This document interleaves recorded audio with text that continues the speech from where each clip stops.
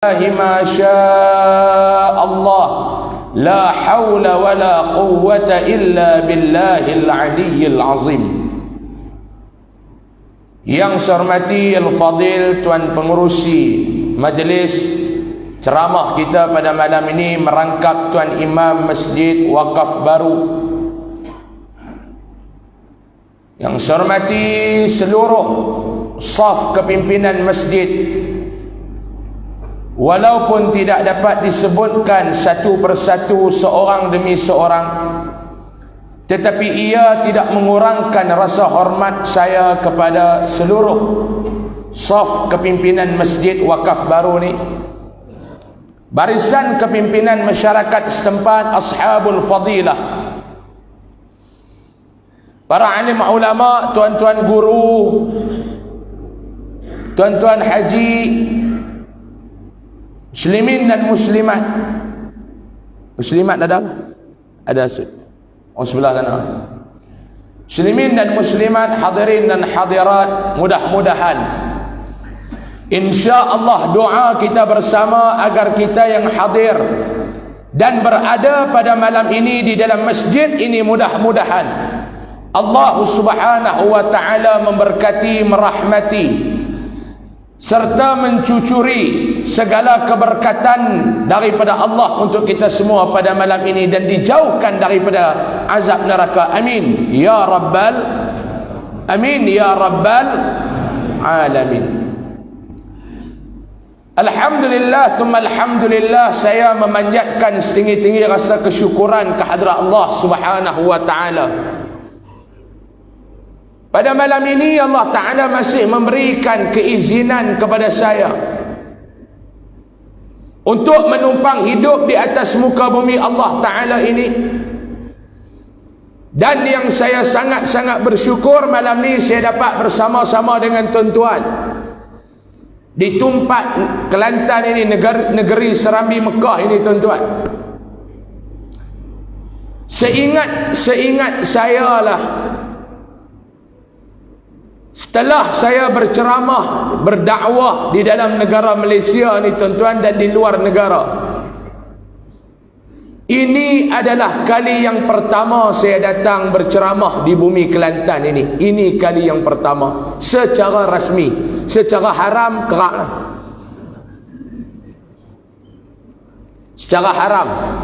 Secara haram tu macam mana? Ceramah bengkel-bengkel, ada mereka buat bengkel, kementerian kerajaan yang datang daripada Kuala Lumpur buat bengkel di Kelantan ini. Saya datang berceramah di hotel, di dewan, itu biasalah. Tetapi secara rasmi untuk rakyat negeri Kelantan ini, tuan-tuan, masyarakat di negeri Kelantan ini kali yang pertama. Ini kali yang pertama saya datang berceramah di masjid. Sebelum ni datang ceramah daripada Putrajaya, datang kursus di Kelantan, di Kota Baru. Saya datanglah ceramah untuk pegawai-pegawai kerajaan. Tapi untuk masyarakat setempat, ini kali yang pertama. Walaupun banyak kali juga diundang, saya ingat tak kurang daripada 10-11 kali diundang. Tapi atas kekangan-kekangan yang tak dapat nak dielakkan, dan yang paling utama ni, saya rasa kerdil untuk datang berceramah di negeri para alim ulama ni, tuan-tuan. Saya ni tak ada apa yang datang, al-faqir wal-dha'if, miskin dengan ilmu, miskin dengan segala-galanya. Orang miskin datang nak bagi sumbangan kepada orang kaya, pelik, tuan-tuan. Nak bagi hadiah, tak ada apa yang nak bagi. Cuma malam ni lillahi ta'ala saya bercakap, saya datang untuk memenuhi hajat saja, tuan-tuan. Letih datang daripada Kedah sampai di Kota Baru tadi pukul 5.30. Berehat lebih kurang dalam 1 jam lebih sikit, siap untuk datang ke sini pula. Sagi balik nak rehat, esok ada dia apa? Kaduk mana tu saya pun tak tahu lah. Di Kaduk malam esok dekat Kok Lanah. Lepas ceramah malam esok, saya kena bertolak balik ke Kedah, tuan-tuan. Hari Sabtu jam 10 pagi saya kena ada di Kedah. Kalau non-stop daripada rumah saya ke sini 7 jam tanpa henti. Datang juga. Sepatutnya saya ada program di Terengganu, tapi terpaksa ditunda ke bulan depan. Saya segan nak datang ceramah ni. Yang pertama saya kata tadi, sebab ini negeri ulama. Yang keduanya, sebab jauh. Sebab jauh, tuan-tuan. Sebab jauh. Nak mai ni bukannya senang. Walaupun saya adik-beradik ramai di sini, setiap tahun, setiap kali Aidilfitri saya akan balik kampung. Adik-beradik saya di Pengkalan Cepa, di Bunut Puyung, tiap-tiap tahun saya akan balik mai segini. Tapi tak pernah ceramah. Ada daripada suruh ceramah, saya tak mau ceramah. Yang ketiga, yang ni sebab utama saya tak mau ceramah, nak cakap payah. Nak kecek Kelantan tak sih. Kalau cakap pun jadi pelik, tuan-tuan ni. Saya Kedah nak cakap Kelantan, pelik, tuan-tuan ni. Ni malam ni kalau tuan-tuan faham, alhamdulillah. Mau tak faham, minta maaf banyak-banyak lah. Saya tetap akan mempertahankan kekedahan saya. Kalau tuan-tuan berbangga pertahankan Kelantan tuan-tuan, saya akan pertahankan Kedah saya.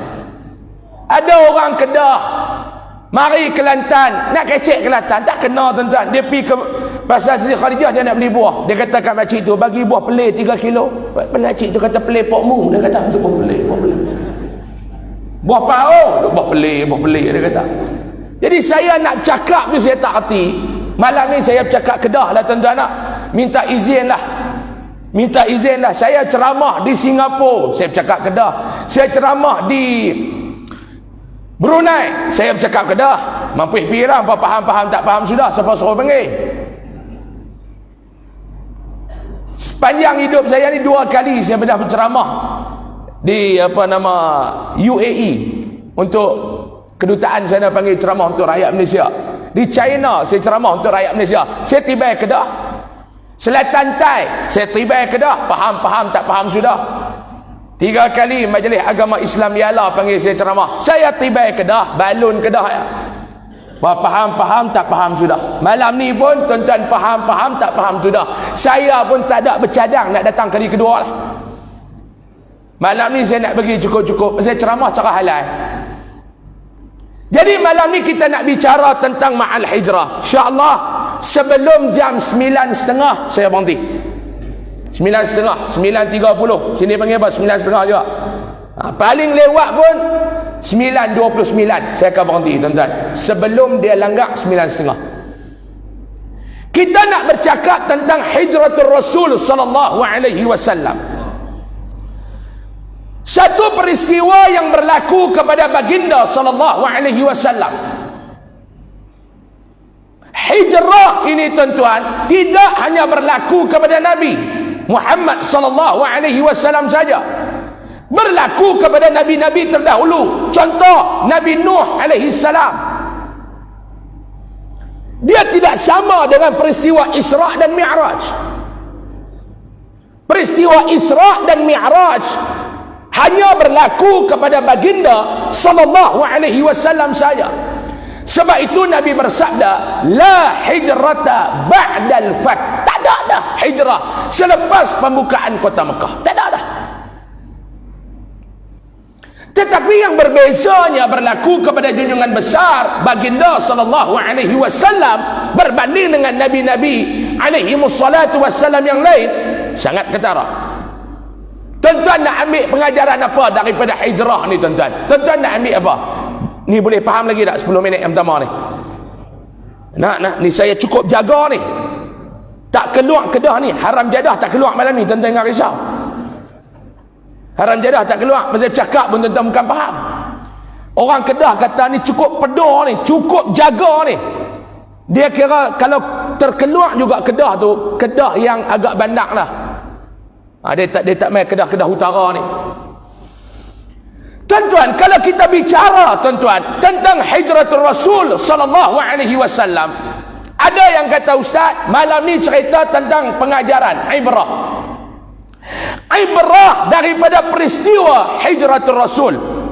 Tuan-tuan nak ambil pengajaran daripada sudut mana? Yang tu saya nak tanya dulu. Yang pertama saya nak tanya tuan-tuan, tuan-tuan nak ambil pengajaran daripada sudut yang mana? Sudut politik ada dalam hijrah. Sudut dakwah ada dalam hijrah. Sudut persahabatan ada dalam hijrah. Sudut apa? Semua sudut ada. Kalau nak cerita satu persatu, khutbah esok baru kita berhenti. Sebab tu kata konteks yang cukup luas. Benda yang berlaku kepada baginda sallallahu alaihi wasallam bukan benda yang mudah, bukan benda yang kecil. Nak ambil pengajaran ustaz daripada peristiwa hijrah, ya, pengajaran daripada sudut apa? Kita tengok satu persatu. Malam ni saya nak bawa tuan-tuan satu persatu. Tak lama tuan-tuan ni, sejam lebih ya. Sejam ni 9.30 ni, ada sejam 5 minit lagi 9.30. Tuan-tuan yang ada buat muka macam nak mati dengar ceramah saya. Yang pertama, yang kedua, jangan tidur. Banyak dah yang duk tidur waktu saya ceramah, 3 hari lepas tu meninggal dunia. Jaga tuan-tuan. Saya tak mau benda tu berulang kepada rakyat Kelantan. Saya ni orang kata ustaz punya suara ni kira kuat ustaz nak. Ni kira slow ni. Kalau di Kedah saya ceramah tak guna mikrofon. Sebab tu saya heran kalau ada orang dia boleh lena saya ceramah, saya cukup heran lah. Makna kawan ni memang tanda-tanda nak meninggal tu ada dah lah. Banyak dah yang duk tidur waktu saya ceramah meninggal dunia, banyak dah. Nak cuba try malam ni tuan-tuan. Tuan-tuan muslimin dan muslimat yang dirahmati Allah, ulama berbeza pandangan. Yang ini dipanggil sebagai ikhtilaf, perbezaan di kalangan pandangan ulama. Ada yang mempertikai bahawa peristiwa hijrah bukan berlaku pada bulan Muharram. Ada yang kata bulan Safar. Ada yang kata bulan Rejab, minoriti pandangan. Dan ada segelintir di sana kata bulan Ramadan. Ini perbezaan pandangan, tak apa dah. Syekh Mutawalli Sya'rawi rahimahullahu ta'ala kata pada dia, perbezaan pandangan di kalangan ulama jadikan ia sebagai pencambahan kepada ilmu, jangan dijadikan perbalahan ataupun perbezaan pandangan di kalangan ulama sebagai asas kepada perbalahan. Yang ni tak mau. Ulama berbeza pandangan, jadikan dia sebagai satu pencambahan, jangan jadikan ia sebagai asas kepada perbalahan. Yang ni yang tak boleh. Yang ni yang tak cantik tuan-tuan. Hari ni kita menjadikan perbezaan pandangan ulama sebagai asas kepada perbalahan. Yang ni yang tak cantik. Kalau Kelantan kata apa? Tak sih. Tak mau. Ulama berbeza pandangan, kita jadikan dia sebagai permulaan kepada sebuah perbalahan. Yang ni tak boleh. Isu bubur Ashura, jangankan jadi isu. Baru ni ada satu ustaz kata yang ni bid'ah. Tuan-tuan, bukan kerana makan bubur Ashura kita nak masuk neraka. Yang ni tak mau. Makan lah. Dia kata kenapa nak buat bulan Muharram, banyak bulan lagi boleh buat. Iyalah di Malaysia ni tuan-tuan, setiap bulan ada bubuk dia. Bulan Ramadan bubuk lamuk. Di Kelantan ada juga bubuk lamuk bulan Ramadan. Kami di Kedah ya tak ada bubuk lamuk, dia buat kanji, lebih kurang Jangan. Tak apalah ulama nak berbeza pandangan, silakan. Kita jangan berbalah atas perbezaan tersebut. Boleh tuan-tuan. Jangan bergaduh atas perbezaan tersebut. Yang ni tak mau. Nabi SAW berhijrah bulan apa pun tak apa. Yang penting pengajaran daripada hijrah itu yang kita nak ambil, bukan perbezaan pandangan tu yang kita nak bahas. No, pengajaran. Apa dia pengajaran dia ustaz? Malam ni saya nak bagi tahu 6 pengajaran dia. Habis 6 tu saya balik 6 ya tuan-tuan, cukup lah. Tuan-tuan nak banyak mana lagi? 1 poin 10 minit, 6 poin sejam, cukup. Tuan-tuan nak suruh ceramah habis subuh pagi esok pun, lepas ceramah bukan dia masuk syurga lagi. Lainlah keluar daripada masjid ni langkah masuk syurga. Kita ceramah lah 18 jam pun. Ni nak balik rumah saya letih. Ni saya ceramah ni dalam keadaan letih sangat-sangat ni tuan-tuan. letih, mai dari Kedah sampai rehat, lena tengah 4 kali. Mangkit mani-mani mai ceramah pula. Lagi nak balik. Rehat pula, esok ada pula. Tu boleh patok mula kuliah subuh. Saya kata mampu dah mau subuh. Saya ni penyakit, tuan-tuan ni, penyakit yang pertama, payah lena malam. Saya payah lena. Orang Kedah panggil apa ni? Insomnia ke apa? Sini panggil apa? Payah tidur. Oh, dia payah, tuan-tuan ni. 4-5 tahun dah payah tidur. Ada doktor kata nak bagi tidur awal mudah, nikah seorang lagi. Saya nak try tengok tapi tak berani. Cari Kelantan seorang boleh bincang lah tu kan. Kalau dapat seorang Kelantan, kuliah bulanan dah kita balik. Doktor kata nak bagi tidur malam, cuba menikah seorang lagi. Dia kata, saya duk minta dah izin, isteri saya tak bagi. Dia kata biar tak lena tak apa, jangan kahwin sudah. Dia kata dia nak lena malam ni payah, nak mangkit subuh pula lagi mampuih lah tuan-tuan. Lagi mampuih lah. Kadang-kadang pukul 5, kadang-kadang betul-betul boleh tidur tuan-tuan lepas sembahyang subuh baru dia nak lena. Kacau tu, saya kata tak mau dah kuliah duha, kuliah subuh ni kalau boleh saya tak mau lah. Malam ni boleh esok khutbah apa kuliah Jumaat, malam esok. Saya nak bagi 6 poin dia malam ni. Yang pertama tuan-tuan, soalan dia, kenapa Nabi berhijrah? Itu soalan orang Melayu. Kenapa Nabi berhijrah?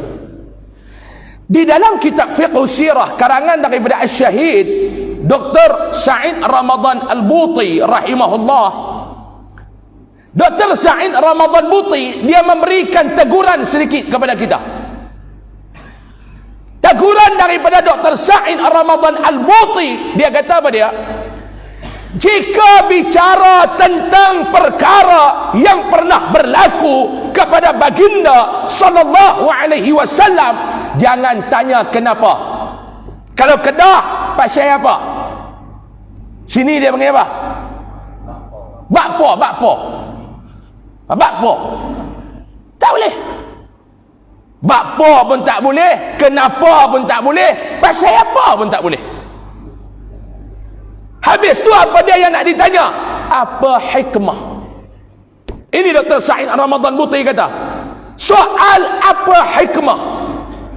Contoh, apa hikmah berlakunya peristiwa hijratul Rasul? Apa hikmah berlakunya peristiwa Isra' dan Mi'raj? Kena soal apa hikmah. Jangan tanya kenapa. Bakpo, tak boleh.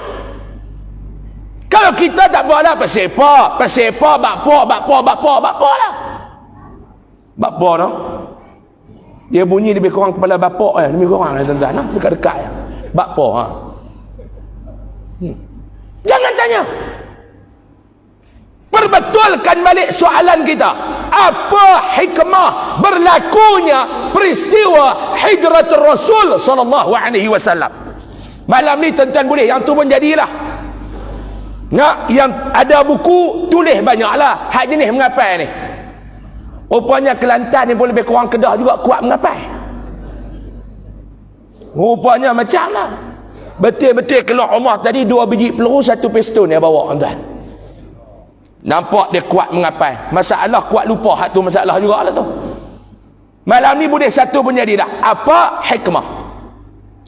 Baik, apa hikmah berlakunya peristiwa hijratul Rasul sallallahu alaihi wasallam? Yang pertama tuan-tuan, Fathiyakan menyatakan bahawa ulama hebat dalam gerakan Islam, Fathiyakan rahimahullah, yang pertama kata beliau, Allah subhanahu wa ta'ala nak menunjukkan kepada kita ciri orang beriman dan bertakwa kepada Allah subhanahu wa ta'ala. Berhenti azan ke terus? Terus Saya datang negeri orang kena hormat lah.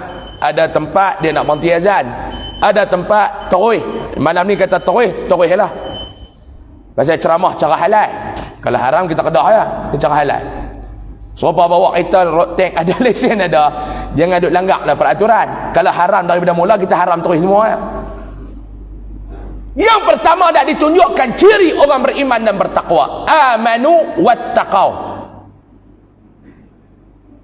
sebelum berlakunya peristiwa hijrah, dalam peristiwa bulan Zulhijjah, cerita tentang pengorbanan Nabi Allah Ibrahim alaihissalam dengan Nabi Allah Ismail alaihissalam, itu juga nak menunjukkan ciri orang beriman, ciri orang bertakwa.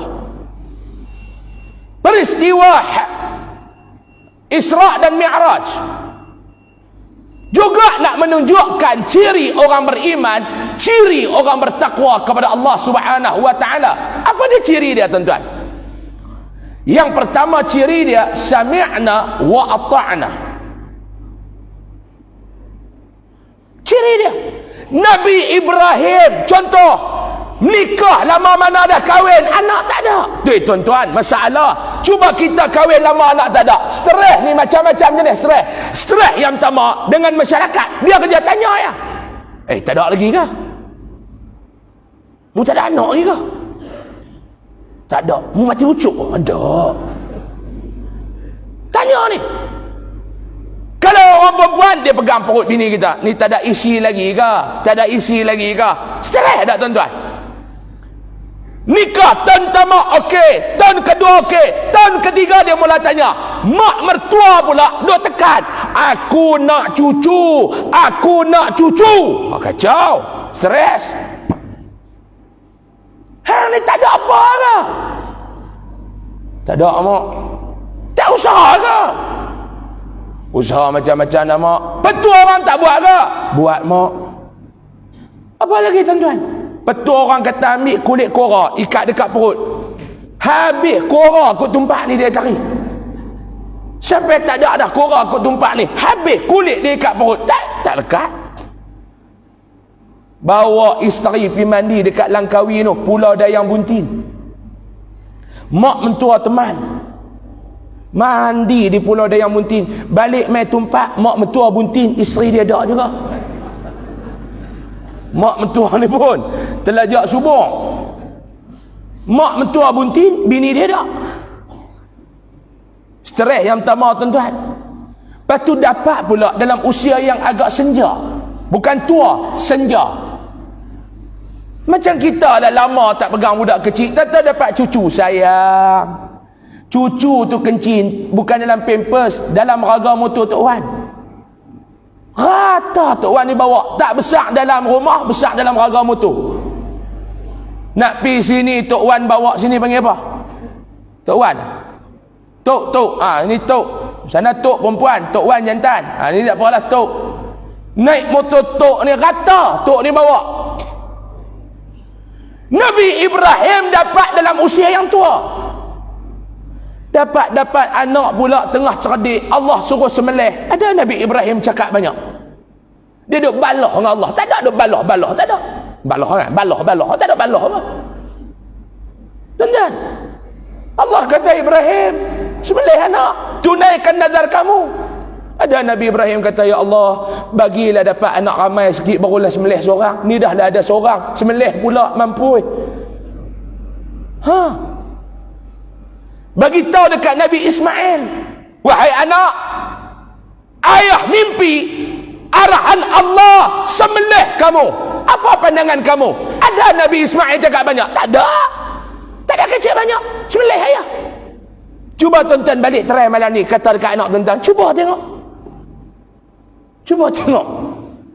Anak, wahai abang, ayah mimpi semalam. Mimpi apa ayah? Arahan Allah suruh sembelih kamu. Masa duduk makan pagi esok ni, breakfast, ni ayah nak tanya kamu ni, apa pandangan kamu? Tuan-tuan, agak-agak anak tuan-tuan nak tanya apa? Ayah, sebelum tidur semalam, ayah ketum berapa bungkus ayah minum? Dia tanya begitu. Ayah kedarah berapa bungkus ayah ketum semalam ni? Tapi Nabi Ismail amanu wattaqau, dia beriman dan dia bertakwa kepada Allah. Nabi Ibrahim amanu wattaqau, dia beriman dan dia bertakwa kepada Allah. Sami'na wa ata'na, dia dengar dan dia taat. Dia tak ada kecil banyak dah. Sama dengan Nabi Muhammad. Tuan-tuan, Agak-agak Rasulullah nak hijrah ke Madinah masa tu Yathrib. Untuk apa? Pelbagai tawaran. Puak-puak kafir Quraisy tawarkan kepada Nabi di Mekah. Abu Lahab, Abu Jahal, and the gang tawarkan kepada Nabi macam-macam. Muhammad, muayak, mu nak apa? Kamu nak wanita paling cantik, kamu nak kahwin, kami nanti aturkan wanita paling lawa kepada kamu. Kamu pilih yang mana kamu nak. Habis. Tuan-tuan, kalau kita lah orang tawak lagu tu mampu. Mampu. Dalam Malaysia, tuan-tuan, wanita paling lawa ada kajian kata wanita Kelantan. Ni bukan sebab saya nak suruh tuan-tuan cari. Tak. Fakta, bukan auta, fakta. Dalam dunia, wanita paling lawa agak-agak tuan-tuan negara mana? Dalam dunia. Siapa jawab betul boleh balik. Saya nak izin dia balik awal malam ni. Kalau bini tanya di rumah pasal apa balik awal, abang boleh betul jawab. Jawab betul, ustaz bagi balik awal. Negara mana wanita paling lawa balong? Albania. Sebelah-belah Gohik Gostan apa semua tu lah. Albania. Tuan-tuan jangan duk Google lagi waktu lah. Balik lagi baru Google. Siapa Google tengah saya ceramah wanita Albania, saya sumpah mati pucuk. Jangan duk Google lagi. Balik Google di rumah. Sama-sama kita bagi tahu, dia terus pegang handphone nak Google. Ingat saya tak tahu perangai tuan-tuan. Siapa Google dalam masjid ni, saya sumpah mati pucuk. Balik Google di rumah. Albania tuan-tuan paling lawa. Saya biasa tengok depan mata masa duk tawaf di Mekah tu. Celaru tu. Masa tu saya tak kahwin lagi. Pergi buat umrah. Duk tawaf ni, Tawaf kita, duk tawaf tu seorang. Depan Kaabah. Yalah tawaf depan Kaabah lah. Bukan tawaf depan hotel, tawaf depan Kaabah. Duk tengah-tengah tawaf masa tu kan tak ada face mask apa lagi masa tu. Mana ada Covid tahun 2011, 12 tu. Kan 2010, 2009 macam tu kali pertama saya pergi umrah dulu lupa. Tengah-tengah duk tawaf, matuk 3 orang, lawa. Saya ada orang kata yang paling lawa ni apa nama Lubnan, budak Albania lawa lagi. Ustaz ni ceramah Ma'al Hijrah ke cerita pasal perempuan ni, kau sukalah saya yang ceramah tuan-tuan dengar sudah lah. Nak bagi tahu lawa ni, saya pun masuk, dia pakai tag tu, saya pun duk tengok, Albania. Lawa belum. Sampai saya pun terlupa berapa pusingan dah duk tawaf ni. Tengah tawaf ni, ni kata cukup tak guna, terlupa. Aku 4 ke 5 tau. Kalau balik pada hukum fiqh, kalau celaru, kalau keliru 4 dengan 5 pegang bawah. Pegang 4. Tapi saya masa tu mazhab sendiri, pegang balik 1. Nu nak tawaf dengan Albania bagi habis kan. Habis tawaf pisah dengan Albania ni. Lawa sungguh belum. Saya kalau ramai tawar Albania tak cakap banyak dah. Tapi Nabi Muhammad bukan macam saya. Abu Lahab, Abu Jahal tawarkan kepada Nabi, "Hei Muhammad, kamu nak apa? Kamu nak wanita yang paling cantik dalam Mekah, kamu nak pilih, kamu nak jadikan dia isteri kamu. Nih, kami boleh susun wanita-wanita grade A di hadapan kamu. Kamu pilih yang mana kamu berkenan, bagi tahu kepada kami akan bagi dia menikah dengan kamu." Hana apa lagi Muhammad? Hana harta. Wayak, kecek. Kami bagi. Muna rumah kami bagi. Muna apa? Tanah kami bagi. Muna apa? Jawatan kami bagi. Bagi tahu nak apa? Satu je kami minta kepada kamu, jangan buat. Apa dia? Kami penuhi kemahuan kamu, kamu tolong penuhi kemahuan kami. Jangan sebar agama baru kamu, menjahanamkan agama nenek moyang kita. Yang tu yang kami minta. Nabi Muhammad dia berdakwah bukan kerana benda tu tuan-tuan.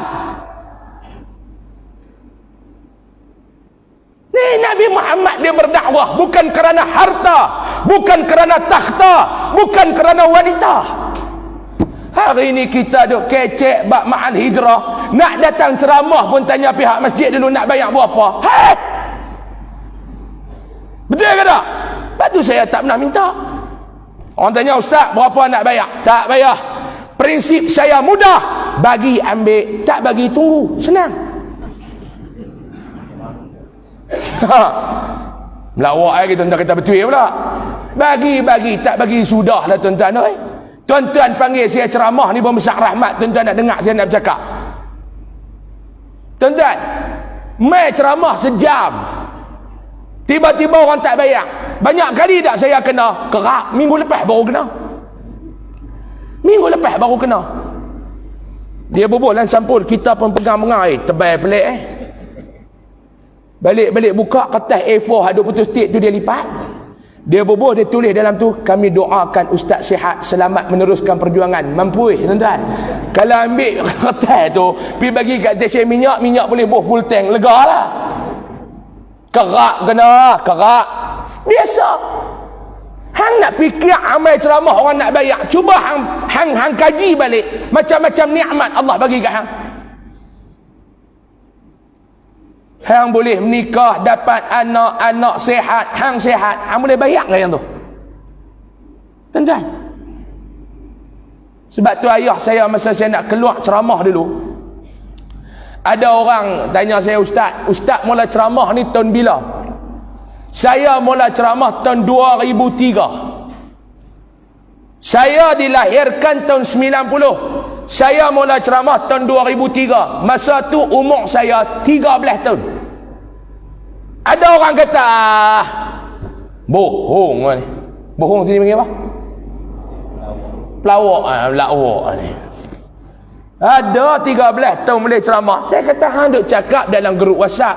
Jumpa saya nak bawa tunjuk dekat dia surau mana yang saya mula ceramah, siapa yang panggil saya ceramah. Ni saya sebut secara live. Umur saya 13 tahun, saya mula ceramah di Surau Asyakirin, Taman Kok Diang, Kedah. Kalau saya bohong, pihak surau dengar saya ceramah. Sekarang tahun 2022, makna 19 tahun dah saya ceramah. 19 tahun dah saya ceramah, tuan-tuan. Tua dah, umur saya pun dah 32 dah. 32 dah. Daripada saya mula ceramah tahun 2003 sampai sekarang 2022, ada saya lebih ceramah di sekolah dulu ni. Saya jumpa baru ni doktor pakar. Saya cek pinggang saya ada slip disc. Dia ni pakar tulang, saya pun cek. Dia kata, ustaz, alhamdulillah lah boleh tengok juga ustaz di depan. Belum ni hang tengok tahu mana? Saya tengok dalam YouTube, saya tengok dalam Facebook, ustaz ni boleh tengok ustaz di depan, alhamdulillah. Main nak peluk ustaz, dia peluk. Dia kata, saya tengok ustaz yang berdepan ni kali yang kedua. Saya kata, bila kali yang pertama? Semasa ustaz pergi ceramah di sekolah saya dulu, ustaz MRSM, Pokok Sena. Oh ya kak, masa tu ustaz saya duduk di sekolah tu, ustaz ceramah. Sekarang saya duduk terpakar di sini, ustaz ni nak cek bahagian tulang ustaz. Saya rasa tua, tuan-tuan. Saya duduk pergi ceramah, ada budak yang saya tahnik mulut ni. Baru ni dia main cakap banyak. Dia umur 3 tahun 2 lah. Lah ni 3 tahun 2 dah, 14 tahun. Daripada dia mula, saya pergi kedai makan. Kedai tu kedai mak dia. Dia main ambil order, lepas tu dia main duk menyemang tu. Sampai saya nak makan pun tak senang. Budak lelaki ni macam peluru. Saya kata, hang diam tak boleh tak aku nak makan. Makan tak makan. Sekejap lagi lepas makan kita sembang lain. Saya duk makan saya kata, budak ni. Saya tanya ni, hang dulu siapa belah mulut cakap banyak kan? Dia kata, ustaz. Oh betul lah pun. Saya tanya dia, yang cakap banyak kat siapa belah mulut hang? Dia kata, ustaz. Saya tanya mak dia, yang ni yang mana makcik? Yang ni lah ustaz belah dulu ni. Saya baik dengan mak dia tu saya jangan jumpa. Daripada saya mula ceramah sampai sekarang ni, saya nak bagi tahu kepada tuan-tuan, tak pernah ada kesusahan dalam dunia dakwah lah ni. Jangan duk sembang lah. Jangan duk sembang. Saya nak susah apa, tuan-tuan? Saya tidur hotel, orang bayar. Bila tahu kata saya nak main ke Kelantan ni, pakat duk WhatsApp, pakat duk hantar PM dalam Facebook. Saya nak buat kat tuan-tuan. Lillah, saya nak cakap dalam masjid malam ni. Saya tidur hotel, orang bayar. Saya tidur hotel, orang bayar. Pihak masjid pun tak tahu saya tidur mana. Orang tanya pasal apa yang ustaz tak bagi pihak penganjur ambil hotel. Saya kena banyak kali dah tuan-tuan. Banyak kali dah saya kena. Saya ceramah satu negeri tuan-tuan ni, saya sampai letih mereka bagi homestay. Alhamdulillah. Saya pun duk kata aku sampai homestay lagi aku nak lena, tiba-tiba 15 orang duk tunggu nak menyembang.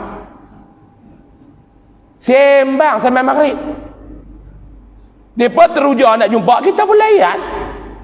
Oh kata Allah, tak apalah ya Allah, ra'ilah balik malam ni boleh rehat kot. Mereka buat makan pula di homestay tu. Sembang bagi 3. Saya ceramah di satu tempat. Oh, kami akan jaga ustaz, keselamatan ustaz. Duduk di homestay. 4 orang jaga di luar homestay tu. Kita duduk lena dalam, mereka duduk menyemang, duduk gelak-gelak. Bangan kita tak boleh lena. 4-5 kali lepas tu saya kata tak apalah, lepas ni saya ambil sendirilah di mana yang saya rasa saya nak lena, saya lena. Tadi orang bayar. Tuan-tuan tahu pagi tadi dalam on the way saya nak main, orang back in dah dekat saya 1,000 untuk duit perjalanan. Susah apa tuan-tuan? Saya nak tanya tuan-tuan, susah apa? Hati yang saya memang pandai. Ni yang nak belanja makan, yang nak ajak makan nasi di rumah, tak sempat nak layan. Saya nak tanya tuan-tuan, jangan sembang bab susah dakwah sekarang. Tak ada. Sembang bab susah dalam harta benda bab dakwah. Tak ada. Tak ada. Tak tahu dah kalau orang lain ada. Saya abang, saya tak ada. Tapi dia ada agak susah ceramah lah dakwah ni. Apa dia? Susah berhadapan dengan pemikiran yang macam-macam. Yang tu je lah. Yang tu lah. Yang ni cara dia, yang ni cara dia, yang ni cara dia. Macam tu lah. Bab susah lain tak ada. Ada lah susah sikit. Yang ni tak boleh tahlil, yang ni tak boleh talqin. Tu lah nak hadapan pun. Tapi nak kata susah, tak ada. Jadi saya rasa tak betul lah tuan-tuan ni. Nak main ceramah letak sampai 4, 5, 6 ribu. Tak payahlah. Kita ilmu bukan banyak sangat. Setuju ke tak? Setuju ke tak? Bukan ilmu banyak sangat. Ni saya nak bercakap dengan tuan-tuan, saya nak bagi apa pun tak tahu. Tiba-tiba saya nak minta 4, 5, 6 ribu. Malu ke Allah Ta'ala lah sama. Nabi Muhammad susah kerana agama. Kita nak senang dengan agama. Tak boleh. Nabi Muhammad mengorbankan hidupnya untuk agama. Tiba-tiba kita nak mengorbankan agama untuk hidup kita. Tak betul. Salah. Tak boleh. Nabi Muhammad ditawar, hang nak apa Muhammad? Muwayat mari, aku nak bagi. Tak ada. Nabi nak cari redha Allah. Sebab tu Nabi Muhammad membawa agama dengan keringat, air mata, darah dan nyawa. Nabi Muhammad bawa Islam ni dengan keringat, air mata, darah dan nyawa. Untuk apa Nabi berhijrah? Yang kita nak tanya pula, untuk apa? Untuk Islam. Ada orang kata, saya dengar baru ni satu ustaz dia cakap, di Mekah Nabi tak diberikan kebebasan untuk beribadat. Tak betul tuan-tuan, tak betul. Abu Lahab, Abu Jahal and the gang, dia tak halang kalau Nabi nak solat di Mekah. Solatlah berapa rakaat pun. Lagi ke hang larat, hang solatlah. Di Mekah Nabi tak dihalang untuk berpuasa. Selagi mana mularat nak puasa, kamu puasalah. Nak zikir, nak semayang, silakan. Cuma di Mekah pada ketika itu tidak membenarkan sebuah daulah Islamiyah ditegakkan. Sebab tu Nabi keluar. Nabi keluar nak mewujudkan sebuah kerajaan Islam. Nabi nak mewujudkan sebuah pemerintahan Islam di Madinah. Kalau ikut Nabi nak keluar, Nabi tak keluar dah. Orang tanya kita, Nabi sayang tak nak tinggalkan kota Mekah? Nabi sayang. Ketika mana Nabi keluar pada malam tu tuan-tuan, adalah tuan-tuan duk dengar cerita-cerita Sayyidina Ali mari ganti tempat tidur Nabi. Ada yang kata ni riwayat Syiah dan sebagainya. Kita tak mau balah bab tu, tak apa, kita letak tepi. Saya malam ni akan guna pendekatan tak mau berbalah. Tak Tak apa. Hang tak setuju? Tak apa. Nabi keluar malam tu, dikepung rumah dia oleh puak-puak kafir Quraisy. Boleh sebutkan kafir? Boleh no? Ada tempat marah. Ustaz jangan sebut kafir. Tak boleh ustaz. Saya kata dah nama boleh puak kafir dalam Al-Quran menyebut kafir. Tak boleh ustaz. Tu nak sebut apa? Non-Muslim. Hang ni. Nak buat macam mana tuan-tuan? Orang putih panggil non-Muslim. Orang Arab panggil kafir. Orang Kedah panggil kafir. Tiba-tiba tak boleh sebut. Macam saya ceramah di Perak satu masjid, Pak Long tu dia tegur saya.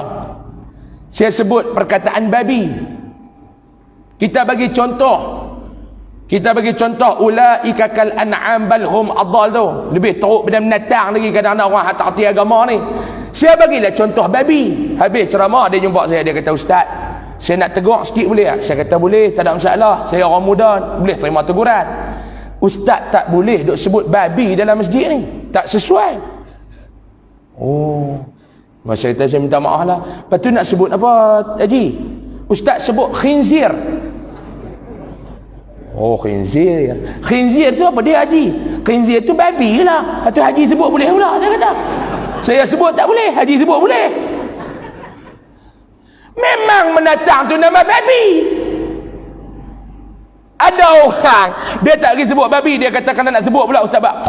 Hang lagi teruk bunyi babi tu, dia kata. Aku baru sebut. Nabi rumah dia dikepung oleh puak-puak kafir Quraisy. Nabi keluar. Nabi naik ke Jabal Thawr. Kita panggil Thur, tak apalah. Tak apalah tuan-tuan. Ketika mana Nabi naik sekerat, kalau tuan-tuan yang biasa sampai di Mekah, tuan-tuan biasa naik ke Jabal Thawr, tuan-tuan tahulah pemandangan dia kita nampak ke arah kota Mekah. Nabi naik sekerat. Dalam hadis menyebutkan, hadis yang sahih, Nabi dalam keadaan suasana yang sayu pada malam itu, Nabi memalingkan wajahnya ke kota Mekah. Nabi mengungkapkan kata-kata, "Wallahi, demi Allah, wahai kota Mekah, innaki la ahabbu ardillahi ila Allah, walaula anna qaumaki akhrajuni minki ma kharajtu." Demi Allah, wahai kota Mekah, engkaulah bumi yang Allah Ta'ala sayang. Sekiranya penduduk-pendudukmu tidak mengusir aku keluar daripadamu, ma kharajtu, nescaya aku takkan keluar. Bukti dia apa dia tuan-tuan? Buktinya Nabi sayang kepada kota Mekah. Buktinya apa dia? Nabi cinta kepada kota Mekah. Buktinya apa dia? Nabi kasih kepada kota Mekah. Arahan Allah melanggari segala kasih sayang terhadap apa yang aku sayang. Semuanya terangkat. Demi Allah, aku lebih sayangkan Allah berbanding apa yang aku sayang dengan hatiku. Aku lebih sayangkan Allah. Kita duduk di Kelantan, orang nak suruh pindah pergi Kedah, tobatlah home, tak pergi lah. Jam saya dah duduk di Kedah, tiba-tiba dapat tawaran. Mana letak? Dapat tawaran kerja di Kelantan, gaji sama di Kedah. Contoh, nak datang Kelantan, nak kena tinggal bini, nak kena tinggal anak, nak kena tinggal keluarga, nak tinggal harta benda di sana. Kita duduk di Kedah, dah ada rumah. Nak mari Kelantan, nak cari rumah sewa, selesanya tah macam mana? Hei, 18 kali fikir. Nabi dah tinggal. Naik. Demi apa dia tuan-tuan? Nak mewujudkan daulah Islamiah. Bolehkah saya kupas malam ni ke arah politik? Bolehkah tuan-tuan? Politik Islam. Jadi saya kata tuan-tuan nak minta, nak ambil pengajaran daripada sudut mana? 3. Dakwah, politik, dan apa satu lagi saya beritahu tadi? Ya, kehidupan dan persahabatan. Saya ambil nombor 1 politik. 2 lagi, kita cerita lagi 20 tahun yang akan datang lah. Sebab saya dah ceramah 20 tahun dah. 19 tahun. Ni kali pertama saya sampai ke bumi Kelantan ceramah. Nak jumpa pula 19 tahun yang akan datang lah. Masa tu pun tuan-tuan tak tahu saya jadi apa, mungkin menteri pertahanan dah waktu tu tuan-tuan. Mana tahu? Mana tahu? Tuan-tuan bisa fikir ke? Tak tahu Mana tahu saya jadi Perdana Menteri ke waktu tu? Mana tahu tuan-tuan? Tuan-tuan pernah terfikir saya beri nak jadi Perdana Menteri? Tak pernah terfikir.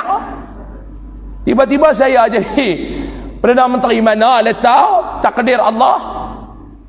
Kita cerita tentang politik Daulah Islamiah. Ketika mana Nabi nak keluar malam tu, Nabi ditemani oleh siapa? Sayyidina Abu Bakar. Siapa dia Sayyidina Abu Bakar? Sahabat Nabi. Siapa dia Sayyidina Abu Bakar? Pernah menjadi bapa mertua Nabi. Kita ambil yang pertama, siapa dia Abu Bakar? Sahabat Nabi. Tuan-tuan, dalam kita berpolitik, Islam mengajar kita tuan-tuan, dalam politik, nak jadi politik tu barakah, nak jadi politik tu berjaya, kita mesti dikelilingi oleh orang yang ikhlas dengan kita. Ini berjayanya hijrah Nabi kerana Nabi ditemani oleh orang yang setia dengan Nabi, yang setia dengan ketua, yang setia dengan sahabat. Hari ini dalam politik tuan-tuan nak cari sahabat, woi, faham tak? Maknanya apa dia? Payah, sukar. Sini panggil apa? Payah.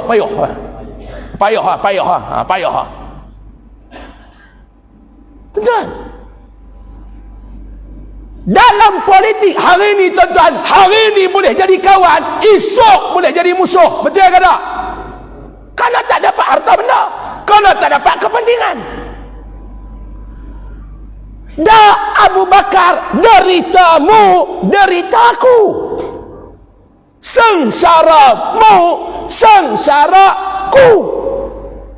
Peritmu, peritku. Sekarang ada tuan-tuan dalam politik. Bukan tak ada, payah. Politik sekarang ni dia dua. Aku tak kerat hang, hang kerat aku. Betul tak? Pada aku nak bagi hang kerat aku, lebih baik aku kerat hang. Jangan tak setuju, tak setuju saya balik. Aisyah masuk dah. Tuan-tuan, payah.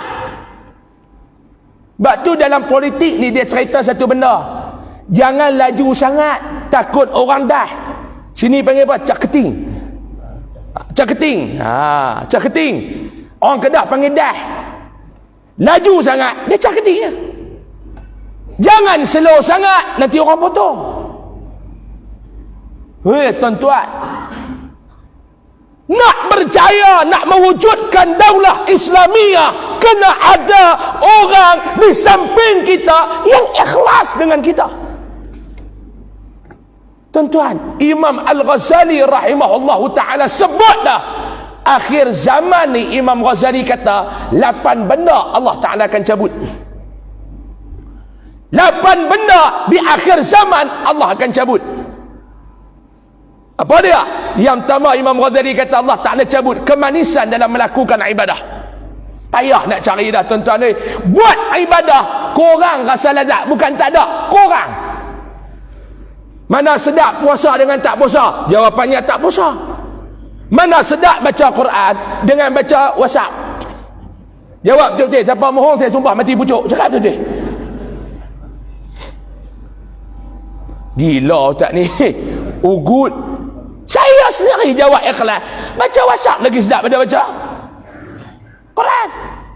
Buka Quran tengok semuka macam nak terkeluar biji mata.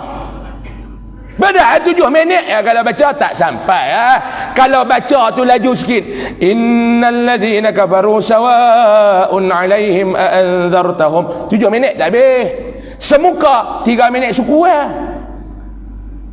Kalau kokak tu mau 7 hari. Jangan baca semuka, baca 2 baris sudahlah. Tahu je kokak. Nak sebut walazi pun 4 jam. dia eja boleh, nak batang tu tak lepas. Waw patah waw tu ni lam patah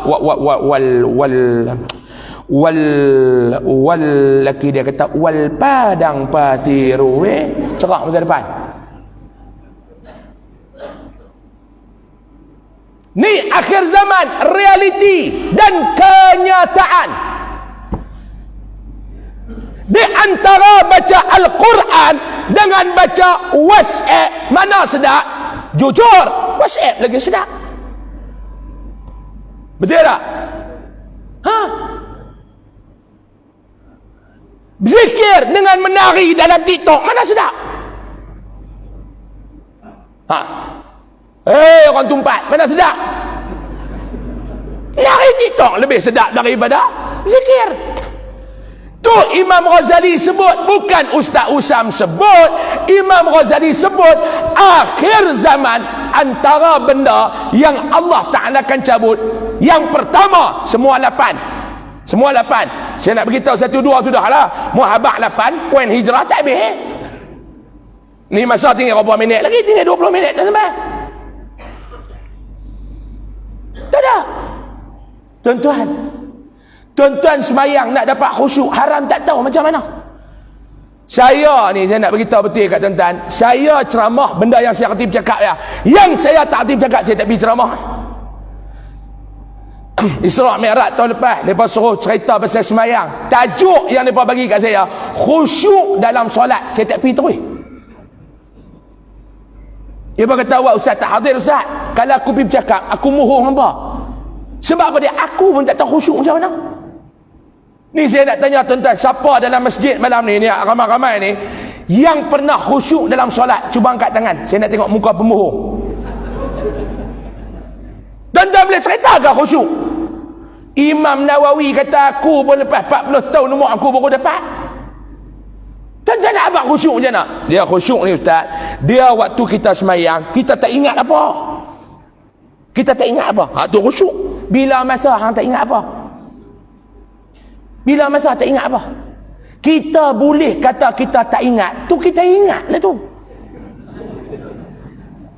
Tuan-tuan faham tak? Kita ingat, kita tak ingat apa? Padahal kita ingat. Kita ingat, kita tak ingat apa? Boleh faham tak? Tu pun macam kalau tak tahulah. Kalau tak tahu, jangan buat pala tahu. Nanti orang tahu kata kita tak tahu. Kita ni tak tahu kata orang tahu, kata kita tak tahu. Serupa macam tu lah. Hang ingat, hang tak ingat apa? Padahal hang ingat. Hang ingat kata hang tak ingat apa? Boleh faham tak? Itu nama dia falsafah. Bila tak ingat, sembahyang. Alhamdulillahi Rabbil Alamin, Ar-Rahmanir Rahim, Maliki Yaumiddin, sampai waladdallin, amin. Masa tu dia berhenti sat. Dah berhenti kejap kan? Masa tu kita boleh cakap. Ni baru khusyuk. Bila masa hang boleh khusyuk, hang cakap. Tuan-tuan, tu imam kita jadi imam tadi tak khusyuk dah sebab dia baca sedap. Saya lah tuan-tuan tak tahulah. Saya oi sedap suara tu imam ni. Rata api tu imam ni mau jadi imam tarawih 48 rakaat aku mau duduk belakang. Hilang khusyuk dah. Rokok-rokok kawan sebelah tuan-tuan. Contoh. Rokok-rokok kawan sebelah. Ibu jari kaki belah kanan makan cekam. Sini panggil apa cekam ah? Sebaik. Kita pun kata ni tak korek ke apa ni nana ni. Khusyuk mana? Saya ingat sekali. Saya nak pergi Langkawi. Nak naik feri di Kuala Perlis. Rumah saya dengan Kuala Perlis 15 minit. Saya nak pergi Langkawi, nak pergi kuliah maghrib sana. Isteri ikut, anak saya ikut. Masa tu anak sulung saya yang laki tu umur dia 2 tahun lebih ke setahun lebih. Dia duduk merangkak. Saya semayang lah dekat masjid terapung di Kuala Perlis tu kalau tuan-tuan bisa sampai. Mayang sak ke mayang zorok macam tu lah. Saya pun sembahyang lah duduk belakang tu. Jadi saf nombor 3. Isteri saya ni cuti, dia tak boleh sembahyang. Dia letak anak dalam dewan solat tu, anak saya duduk merangkak lah, dia duduk tengok kat luar tu. Dia duduk merangkak bimai-bimai, tak apa, kita pun tak apa nak khusyuk dah. Memang tengok. Masa tahiyat awal, pakcik sebelah saya tu kan, mereka sana tu jari macam tu. Macam tu kan? Tak apa lah, biar jari dia kuk tu jenis hang sembahyang sudah lah. Bukan nak bahas bak jari tu jari dia. Anak saya duduk mangkak. Pimai, dia tengok jari tu. Saya kata sudah dah budak ni. Khusyuk lari lah kita ni. Khusyuk nak main mana? Dia duduk tengok.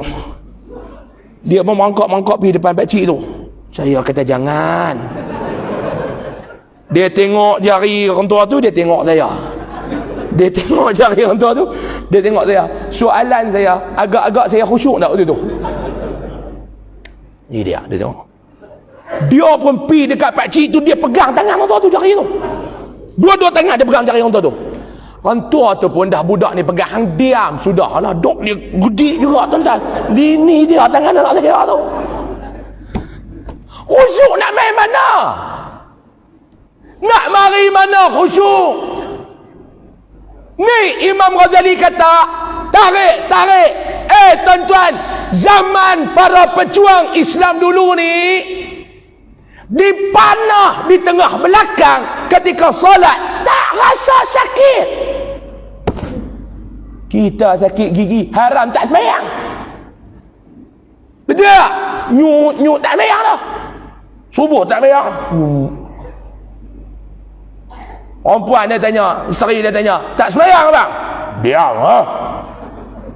Siapa? Gugul. Sakit gigi, haram tak sembahyang. Cerita bak Islam perjuangan ni bagi ke dia. Ni Imam Ghazali kata Allah cabut. Setuju ke tak? Setuju ke tak? Setujulah. Jangan tuan-tuan nak terima kebenaran bila selari dengan kehendak. Saya kemarin jumpa dengan Mursyidul Am, parti Islam ni kita.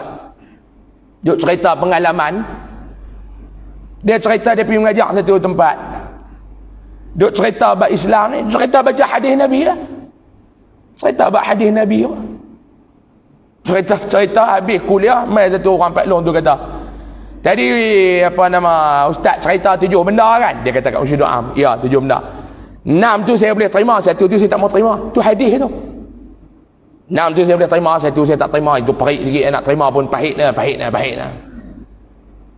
Dan Mursyidul Am kata, tak, tu hadis Nabi betul. Nabi cakap betul, saya tak tolak. 6 saya terima, 1 saya tak terima. Oh, tuan. Sebab apa dia? Benda tu, kebenaran tu tak selari dengan kehendak. Hari ni tuan-tuan nak terima kebenaran, bila mana kebenaran tu selari dengan kehendak tuan-tuan. Bila kebenaran itu bercanggah dengan kehendak, orang akan tolak kebenaran tu. Betul ke tak? Betul. Itu yang pertama.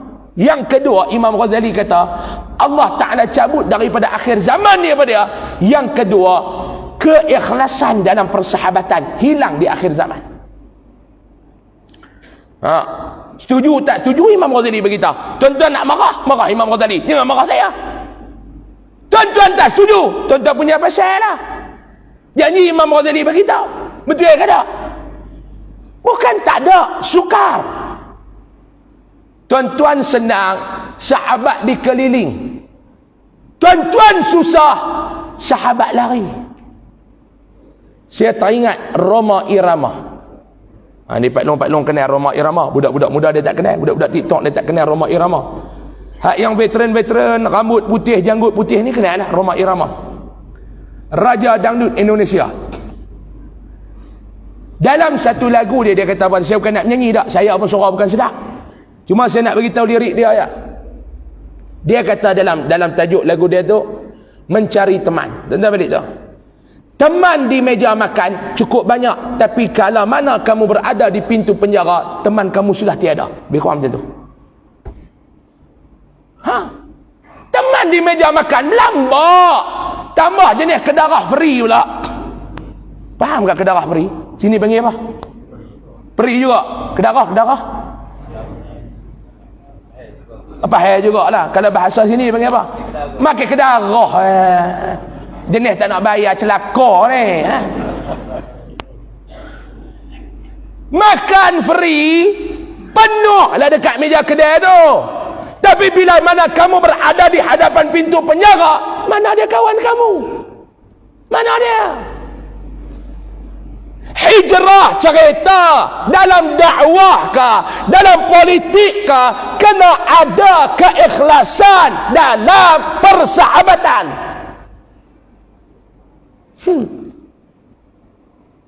Kena ada keikhlasan. Sayyidina Umar ikhlas dengan Nabi. Saat senang dia bersama, saat susah dia ada. Hari ini saat senang kita bersama, saat susah mampu pergi kat hang. Ni tak mau, susah. Tuan-tuan, sampai tahap Nabi nak masuk dalam gua, Sayyidina Umar dia kata, ya Rasulullah, kamu duduk di luar, biar aku pastikan dalam keadaan selamat gua ini, baru kamu masuk. Oh, kalau orang Kedah kata tak ada kaki lah ni tuan-tuan, ni nak dapat kawan macam tu. Tak ada kaki. Tuan-tuan angguk sudahlah, Kelantan pun sama macam Kedah. Di meja makan ramai, di pintu penjara hilang. Masuk cek dalam gua, tak ada apa dah. Ya Rasulullah, silakan masuk. Silakan masuk. Nabi pun masuk. Duk bersandak. Nabi letih. Dalam kitab sirah sebut, Nabi nak rehat, tidak ada bantai. Ribaan Abu Bakar lah menjadi bantal Rasulullah sallallahu alaihi wasallam. Tuan-tuan, tuan-tuan, tu yang tuan-tuan duk dengar cerita tu, tengah-tengah Nabi duk lena tu, lubang tu ada binatang berbisa. Ada kata kalajengking kan, kala lah. Kalau di tempat saya dia tak panggil kalajengking, dia panggil scorpion. Sini mungkin kalajengking lah. Kok diang kami cakap orang putih lah tuan-tuan. Jarang dah orang kok diang cakap Melayu ni. Tak ada. Scorpion. Orang Kedah panggil kalajengking. Kalajengking begitu lah. Ada yang kata bukan scorpion, ulat orang-orang yang ekor dia duk mengedik tu. Allah, jangan duk balah lah. Kalau jengking pun tak apa, ulat orang-orang pun tak apa. Yang penting binatang bisa. Bukan kita nak bahas binatang berbisa. Cut, dia sengat kaki Abu Bakar. Ada yang kata paha Abu Bakar. Ada yang kata Abu Bakar tolak kaki dia, tutup dengan ibu jari kaki. Tak gerak Rasulullah. Riwayat menceritakan sampai mampu binatang tu. Mampu binatang tu. Jadi sebut mampu binatang tu. Ui tuan-tuan, nak cari sahabat macam mana risiko dia terima ni untuk keselamatan kita. Kalau kok dia kata no day lah, atau no day, tak ada hari lah. Ni tuan-tuan, tu duk cerita apa ma'al hijrah tu, ambil pengajaran tu. Ustaz, tak ada ustaz orang yang ikhlas macam tu. Betul tak ada? Betul tak ada. Betul, kita tak mau ke jadi orang tu? Kita tak mau ke jadi orang ikhlas ni tuan-tuan? Biar orang tidak boleh ikhlas dengan kita, asalkan kita boleh ikhlas dengan orang. Lah ni masalah kita kata tak ada, saya tak ada. Payahlah nak cari orang ikhlas ustaz. Hang tak mau ke jadi orang ikhlas macam tu? Dah tak ada. Malam ni saya nak minta kepada tuan-tuan yang ramai ni, tolong menjadikan diri kita sebagai orang yang ikhlas dalam persahabatan. Boleh? Boleh? InsyaAllah. Ni yang pertama. Yang kedua, yang ketiga lah. Tuan-tuan yang tulis lah, saya pun saya sebut dia. Nak suruh saya pula bilang mampu lah. Dah saya bersyarah. saya sebut, saya nak bilang. Jenuh Tuan-tuan tulis pengajaran. Yang terakhir pengajaran. 5 minit lagi. Boleh lagi? Kan saya nak berhenti sekarang. 5 minit lagi. Boleh? Yang terakhir. Jam tu dia tunjuk 9.29 dah. Jam merah tu. Jam saya 9.20. Nak ikut jam tu ke jam ni? Jam ni. Jam tu jangan diubah tau. Bulan Ramadan kita pakai jam tu. Kan dalam masjid tuan-tuan pun macam-macam mazhab duk ada jam ni. Ni baru meraihkan perbezaan pandangan kan. Tu jam apa tu? Salah. Itulah. Ikut jam saya lah. Jam saya dah 9 minit lagi. Boleh? Baik. Yang terakhir, pengajaran yang kita nak ambil tuan-tuan. Kita cerita nak menegakkan daulah Islamiah. Yang pertama kita kena amanu wattaqau. Tadi saya sebut. Yang kedua tuan-tuan, kita kena ada sami'na wa ata'na. Arahan Allah, bukan arahan orang lagi. Ni nama dia hablum minallah. Kena jaga hubungan dengan Allah. Amanu wattaqau. Yang kedua sami'na wa ata'na. Baru dia masuk hablum minan nas. Nak negakkan daulah Islamiah. Apa dia hablum minan nas tadi yang saya sebut?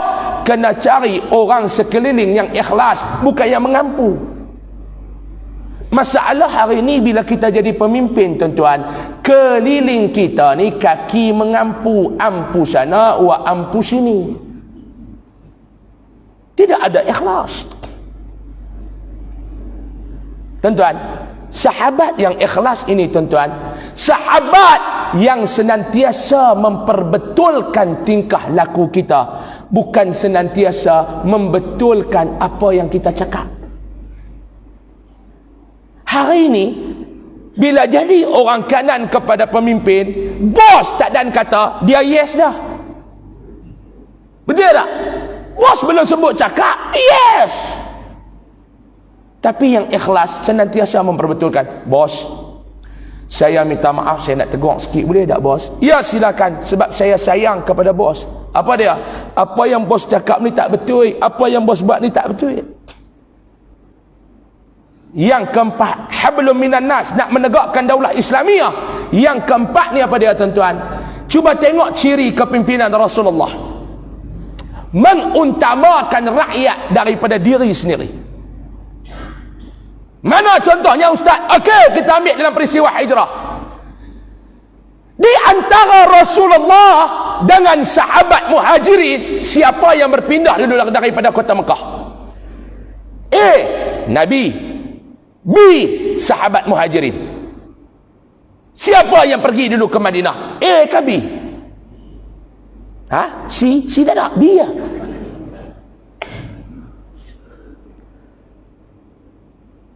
Nabi suruh sahabat pergi dulu. Ketika Nabi bagi arahan, ada kaum muhajirin ni, dia kata, ya Rasulullah, nak tanya sikit boleh ke? Ni setiap orang Kedah tanya, ya ada apa?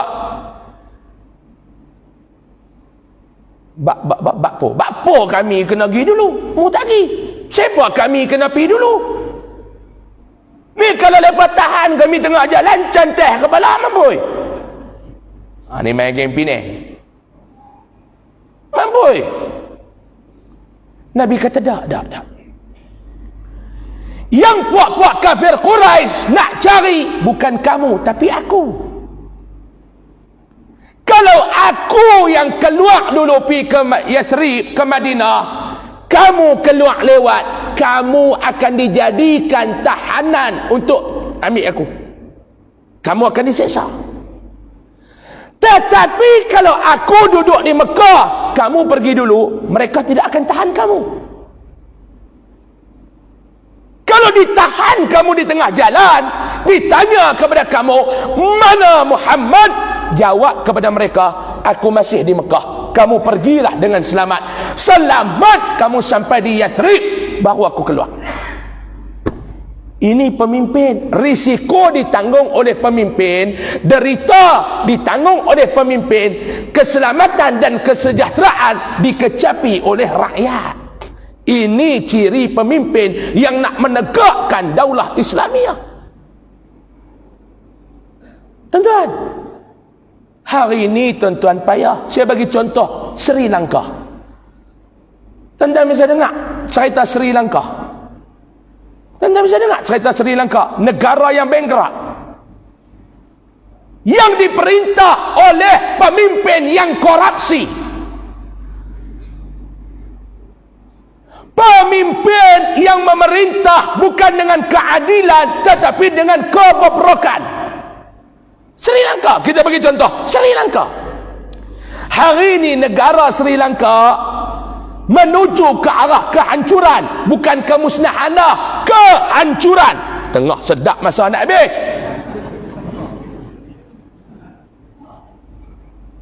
Saya tetap mempegang kepada janji saya.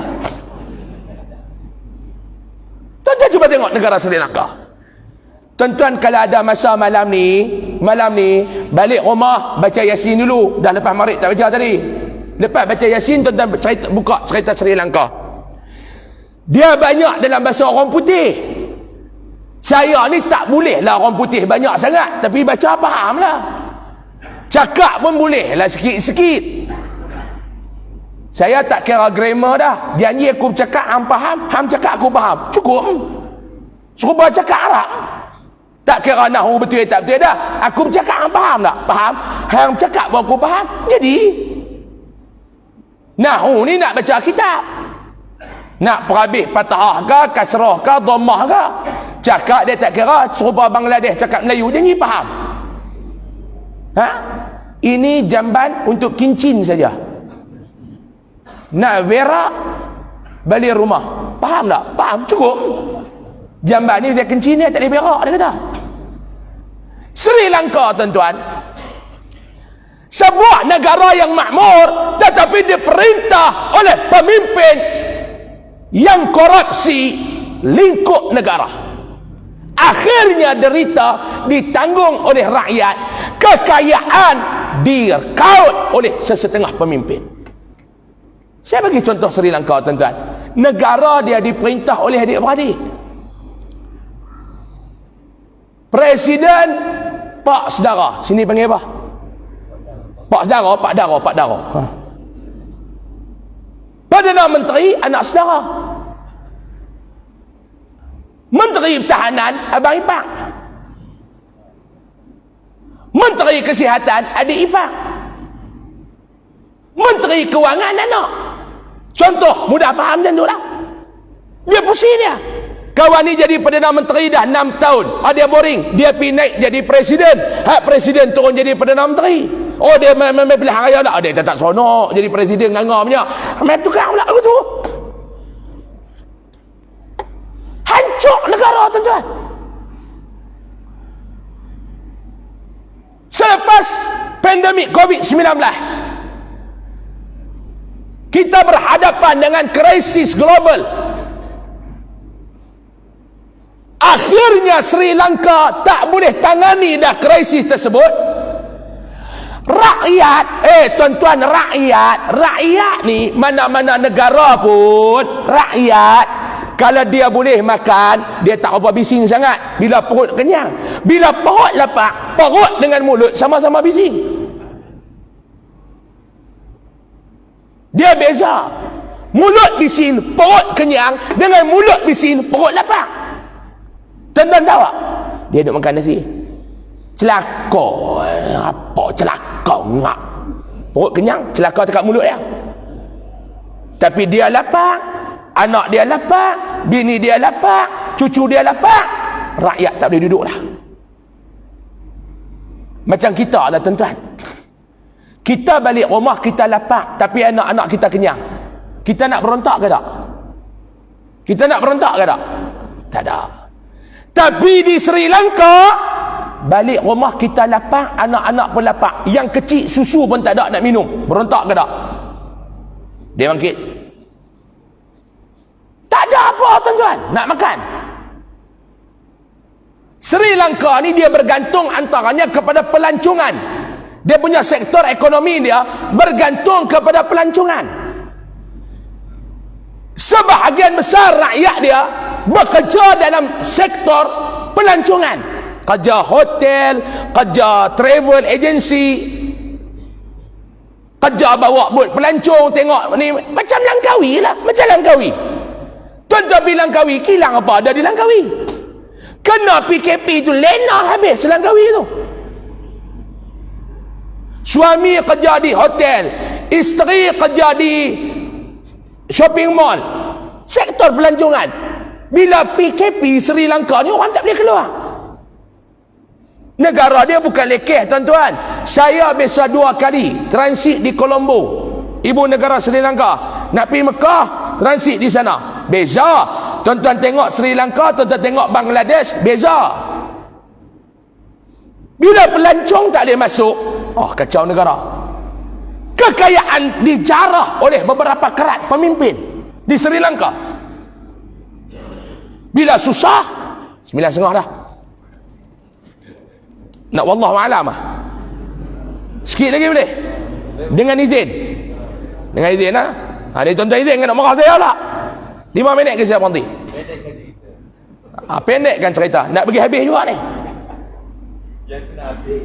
Kalau pendek mudah. Itulah yang berlaku di Sri Lanka. Habis dah tuan-tuan. Nanti pendek. Sikit lagi 5 minit lagi. Bila dah keadaan gawat, rakyat mula bangkit, turun ke jalanan, berontak, tunjuk perasaan kepada para pemimpin. Masa tu tentera tak boleh buat apa dah. Tuan-tuan, tentera ada berapa orang, rakyat ada berapa orang?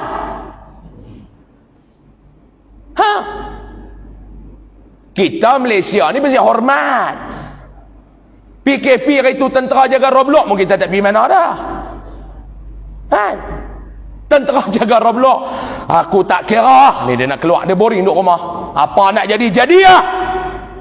Keluar tengok rela jaga Roblox. Kau nak balik, kita ni bukan tentera baru rela. Rakyat Malaysia ni sami'na wa ata'na, dia bukan samina-mina. Tentera dengan senapang di badan tuan-tuan, mau rakyat turun, mereka nak buat apa? Mereka nak tembak tu mak mereka, mereka nak tembak tu pakcik mereka. Turun. Presiden Sri Lanka 2 kali umum isytihar negaranya darurat. Tuan-tuan, nak tahan macam mana? Nak isi minyak dekat kereta, kena beratur 4 jam. Saya nak tanya, kalau kena kat kita boleh sabar ke? Mai pula ustaz ni nak sabar nak as-sabru minal iman. Dia buat penampak lagu tu ya ke ustaz tu. Hang diam. Sampai ada yang beratuk nak isi minyak petrol sampai mati beratuk tunggu. Bawa tong, duduk atas tong, tengah panas, tunggu nak isi minyak, mati.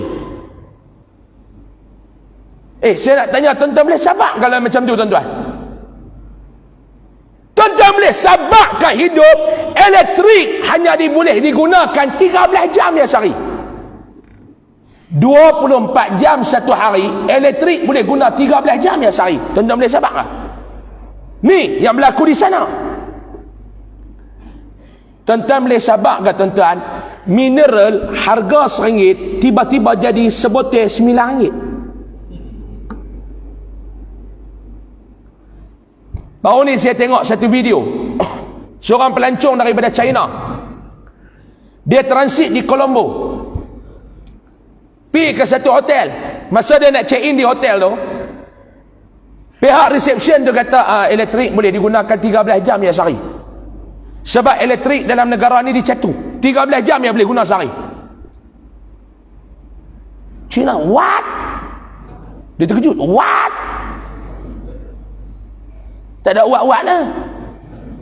13 jam yang sehari boleh guna. What? Dia tanya kali kedua.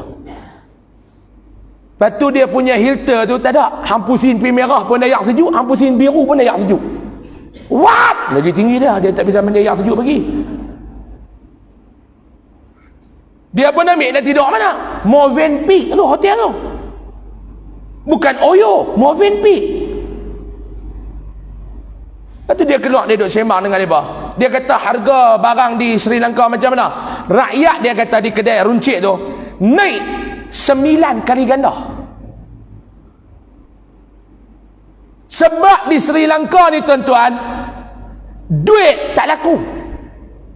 Dia macam contoh di Myanmar, bila rampasan kuasa berlaku di Myanmar, negara luar tak mau nak buat kerjasama apa dah.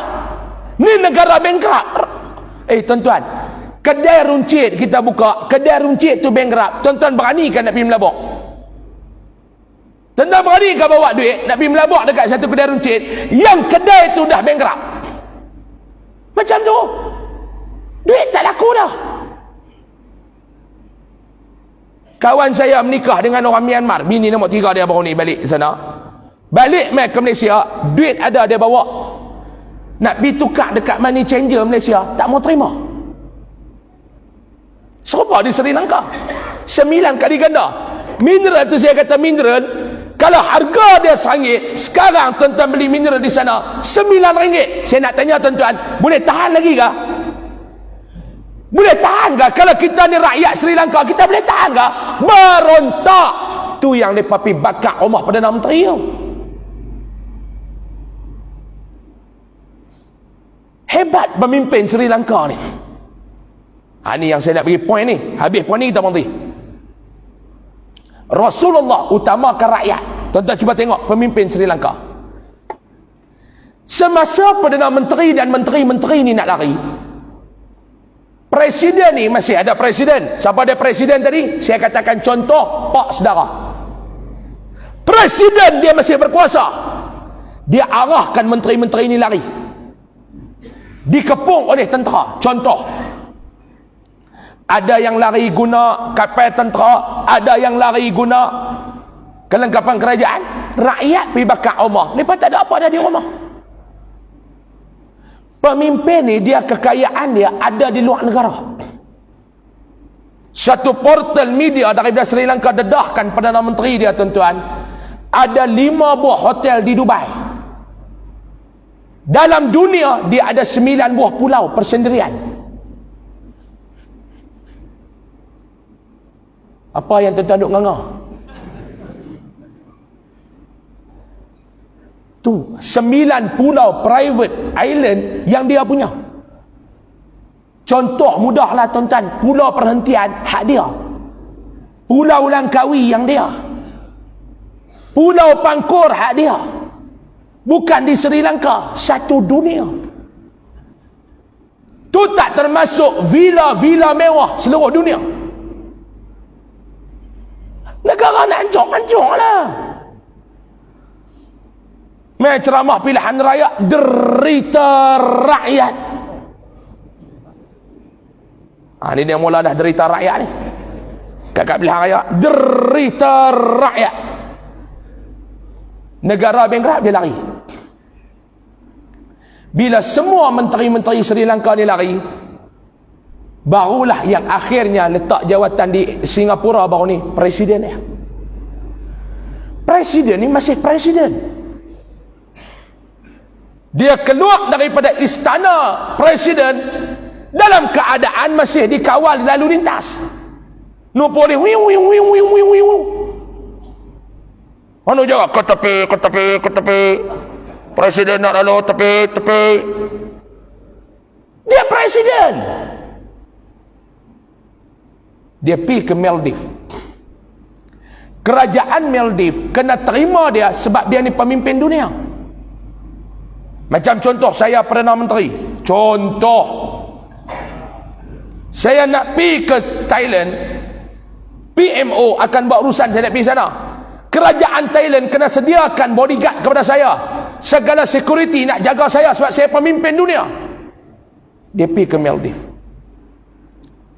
duduk di Maldives. Dia keluar dah daripada negara dia. Rakyat dia sentuh pun tak boleh. Marah macam mana pun tak boleh sentuh sebab dia dikawal oleh keselamatan. Rakyat ni kebuluk mampu habis dah ni. 6 jam beratok nak beli petrol. RM9 mineral satu botol. Susu anak tak boleh. Masa tu 43 orang mati dalam keadaan kebuluran. Rakyat tak boleh sentuh dia. Dia keluar daripada istana presiden, pergi ke Maldives. Daripada Maldives, dia catat kapal terbang Saudi Arabia. Tuan-tuan duduk naik pergi Mekah tu. Negara bankrupt.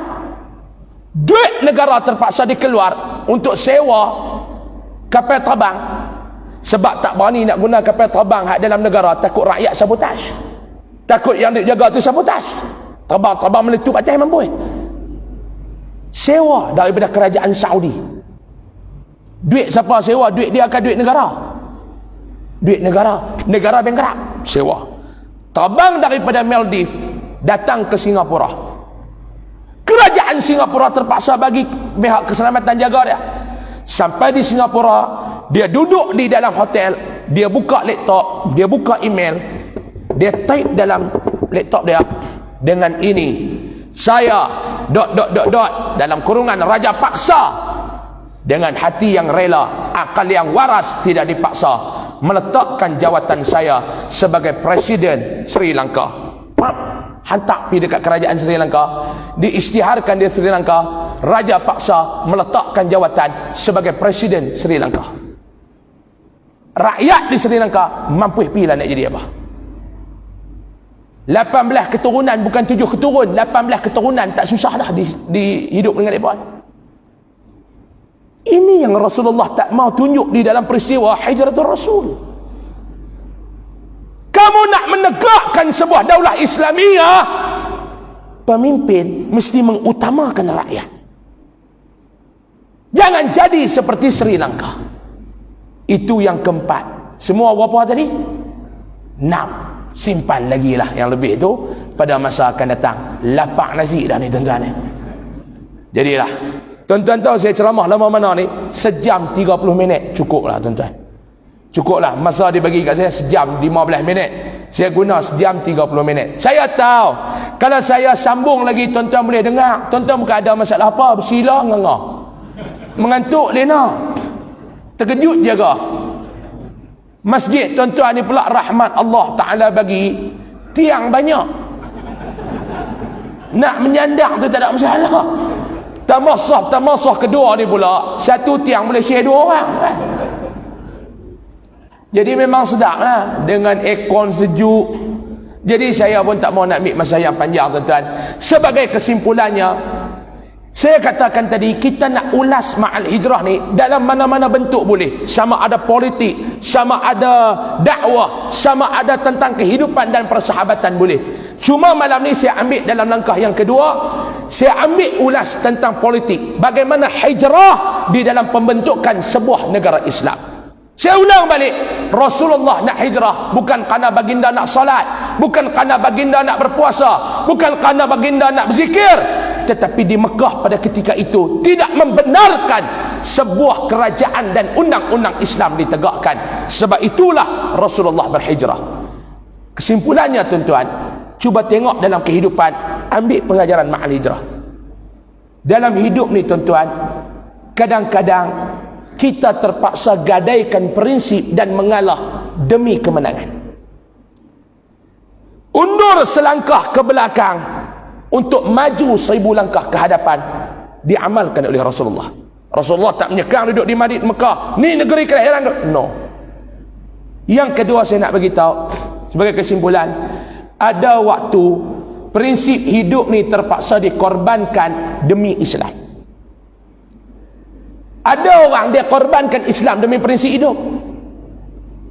Tuan-tuan, ada waktu dalam hidup kita ni, kalau benda yang menguntungkan Islam, gadaikan prinsip, gadailah. Saya bagi contoh mudah. Tuan-tuan nak jaga nyawa kan nak jaga prinsip. Dalam tuan-tuan bawa kereta memandu di jalan, traffic light dia ada berapa warna? Ada berapa warna traffic light? Kalau di Kedah dia ada 3. Di Kelantan saya tak tahu lah. Dia ada merah, dia ada oranye, kuning, dia ada hijau. Tuan-tuan kena faham betul-betul. Merah berhenti, oranye jaga-jaga, jalan, hijau jalan. Tuan-tuan ada kata merah yang ni untuk orang UMNO. Oren orang mana hijau pas dah. Merah berhenti, oren menjaga-jaga, hijau jalan. Ni prinsip. Prinsip kita kalau trafik light ni merah, kita kena berhenti. Kalau trafik light hijau, kita kena jalan. Tu prinsip. Betul tak? Betul tak? Tiba-tiba trafik light tuan-tuan hijau. Tuan-tuan nak tekan minyak. Lori sana tak break. Masa tu tuan-tuan nak pertahankan prinsip kah tuan-tuan nak pertahankan nyawa?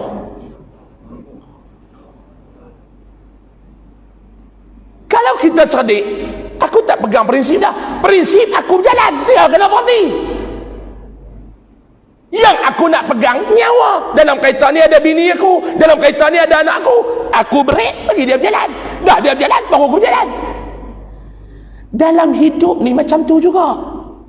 Prinsip hidup ni kadang-kadang ketepikan demi kepentingan Islam. Boleh ke tak? Boleh ke tak? Cukup dah, duduk break dah ni, duduk break dah. Ni tak nak mau lekat, ni nak break dah ni. Rasulullah, kalau orang kod dia katalah, gostan satu langkah ke belakang, unduk satu langkah ke belakang, untuk baginda mengorak 1000 langkah ke hadapan. Saya harap kita pun boleh buat macam tu lah tuan-tuan. Ada waktu kita mengalah untuk kemenangan, bukan menang untuk kalah. No, kalah untuk menang. Dia ada dua ni. Ada orang dia menang untuk kalah, ada orang dia kalah untuk menang. Nak ulas menang kalah ni boleh pergi sejam pula ni. Jadi jangan ada ulas lah, jangan ada ulas lah. Cukup lah ustaz. Betih kami pun dah cekang habis dah ni, dia kata. Saya ceramah dekat satu masjid tu, terlajak kan. Saya tengok pak cik tu mangkit duk pegang tiang. Saya rasa bersalah tuan-tuan. Saya kata yang aku ni pun lajak sangat tadi ni pegang. Saya pun pergi dekat dia, saya kata Pak Long okey kah? Okey, tak apa ustaz. Saya kata ni awak kaki kebas kah? Dia kata bukan kaki ustaz, habis teluk-teluk kebas dah ni ustaz, lama sangat. Dia kata malam ni untuk elak benda tu saya nak berhenti dah ni. Ada waktu kita terpaksa kalah dulu untuk menang pada hari kemudian. Jangan menang pada hari ni, kalah di hari kemudian. Orang yang suka menang dan kalah, mereka yang ikut nafsu tuan-tuan. Lepaskan nafsu hari ni, kalah pada masa yang akan datang. Wallahu a'lam. Jadi cukup sekadar itu dulu. Saya harap banyak benda yang saya bercakap malam ni, saya yakin dan percaya tuan-tuan faham saya bercakap malam ni. Dan alhamdulillah maknanya esok dengan malam esok saya lulus dah lah ceramah di Kelantan ni. Orang Kelantan boleh faham, kira okey lah. Banyak benda yang saya bercakap, banyak benda yang saya sebut, mudah-mudahan ada manfaat yang paling utama untuk diri saya. Dan ada jika manfaat itu dapat dikongsi bersama, mudah-mudahan tuan-tuan juga dapat mengambil manfaat tersebut insya-Allah. Terima kasih banyak-banyak saya ucapkan kepada pihak masjid wakaf baru ditumpat kan, yang memberikan laluan, menyemput saya, dan terima kasih pada tuan-tuan yang hadir ramai-ramai malam penuh masjid. Alhamdulillah. Saya ingat saya malam ni kalau daripada depan ni saya tengok 14,000 orang ada ni tuan-tuan. Alhamdulillah. Alhamdulillah. Yang saya seronok tengok tuan-tuan ni keluar masuk. Tuan-tuan tak keluar balik terus. Maknanya tuan-tuan ni disiplin. Ada tempat ni dia kurang ajar, dia mengkik-mengkik, kita nampak dia pergi beli ayak, dia keluar tu dia tak masuk dah kan. Ni tuan-tuan bangun pergi beli ayak, tuan-tuan masuk balik. Lagi bangun pergi beli ayak, masuk balik. Alhamdulillah. Kalau inilah semangat orang Kelantan tuan-tuan, saya yakin dan percaya Serambi Mekah gelaran ini dapat dipertahankan ila yaumil qiyamah insya-Allah tuan-tuan. Akhlak dan watak Serambi Mekah tu ada diterjemahkan pada malam ni. Doa saya kepada Allah, mudah-mudahan Allah Ta'ala memberkatilah bumi Kelantan ni tuan-tuan, hasil peninggalan almarhum Tok Guru Ni Aziz ni tuan-tuan. Ikhlasnya pemimpin yang tuan-tuan dapat pada waktu itu, syukur. Kami di negeri lain tak pernah dapat lagi pemimpin seikhlas begitu. Itu terpaksa diakui lah. Kami yang duduk di Kedah tidak pernah mendapat seorang pemimpin seikhlas mana almarhum Tok Guru. Saya yakin tuan-tuan barakah daripada Tok Guru ni, walaupun dia sudah tiada di dunia ini tuan-tuan, dia sedang berada di dalam kubur sana, tetapi barakah ini masih mengalir lagi. Keikhlasan beliau memimpin pentadbiran negeri Kelantan berpuluh tahun ini tuan-tuan barakah itu masih mengalir dan tuan-tuan dapat rasakan barakahnya itu pada hari ini. InsyaAllah panjang umur, murah rezeki, Allah Ta'ala izin kita berjumpa lagi lah tuan-tuan. Kita bukan cakap panjang umur ya, kalau Allah Ta'ala tak izin tak jumpa lah tuan-tuan. Malam ni tuan-tuan datang kerana apa dia? Keizinan daripada Allah, bukan kerana tuan-tuan ada masa, bukan kerana tuan-tuan sihat.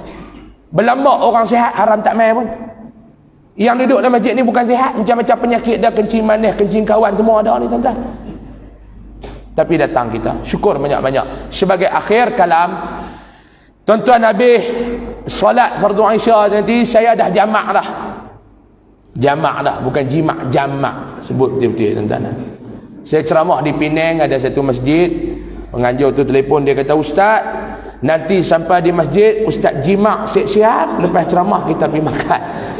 Saya kata, hang yang atok kuliah ni pun cakap tak betul. Jimak di rumah, di masjid jamak. Saya kata, saya dah jamak dah. Saya mai daripada Kedah, tuan-tuan ada jamak pula lagi. Rumah tepi ni jamak confirm Syiah lah tuan-tuan kan.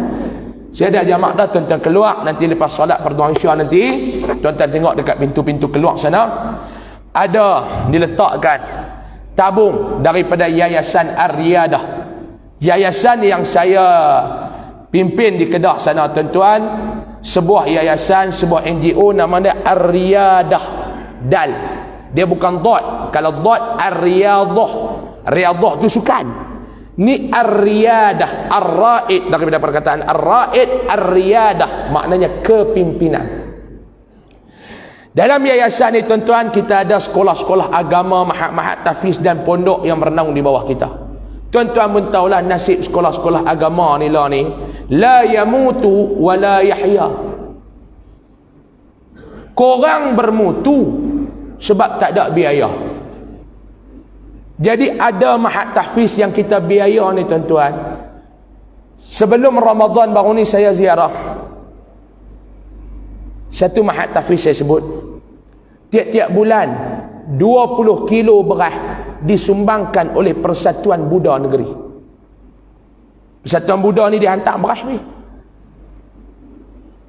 budak-budak tahfiz ni makan. Saya pergi, saya kata stop, jangan duk ambil dah, kami tajah. Antaranya saya boleh cerita macam tu ya tuan-tuan. Ni malam ni kalau tuan-tuan nak sumbang, tuan-tuan ada duit zakat, tuan-tuan nak infak, sangat-sangat dialu-alukan.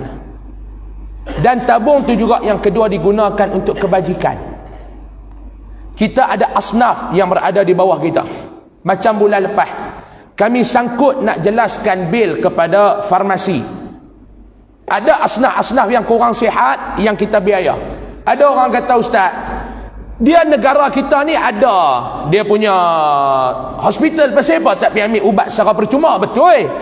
Ada benda di hospital bagi percuma, ada benda yang tak boleh dapat percuma. Contoh, ada asnaf kita tuan-tuan, mak ni dia ada seorang anak, anak ni dia cacat kekal. Dia berlaku kemalangan, dia cacat kekal. Bila cacat kekal, anak ni nak kencing berak, dia guna pampers. Pampers mana hospital bagi? Contoh, kapas apa tu, apa bending apa tu, duduk balut apa semua tu, tak ada. Mak dia ni pula duk kerja di kedai kopi pagi-pagi, sehari RM25, RM30, anak nak bela, nak bagi yuran apa semua, tak cukup duit. Jadi macam ni kita suruh pergi ambil dekat farmasi, kita bayar. Baru ni sangkut RM9,000 lebih. Bulan lepas kita nak bayar. Jadi kita jaga. Sebab tu tuan-tuan nak bagi zakat, tuan-tuan nak sedekah, tuan-tuan nak infak, sangat-sangat dialu-alukanlah. Tabung ada di luar sana tuan-tuan. Nah, tak jumpa tuan-tuan carilah. Banyak orang dah yang duduk lintas kat depan tabung tu, dia buat tata. Duit ada, dia buat tata. 4 hari lepas tu jalan. Ni pengalaman, bukan urutan. Tuan-tuan keluar-keluar, tuan-tuan masukkan dalam tangan dalam poket, ada berapa bubuh lah.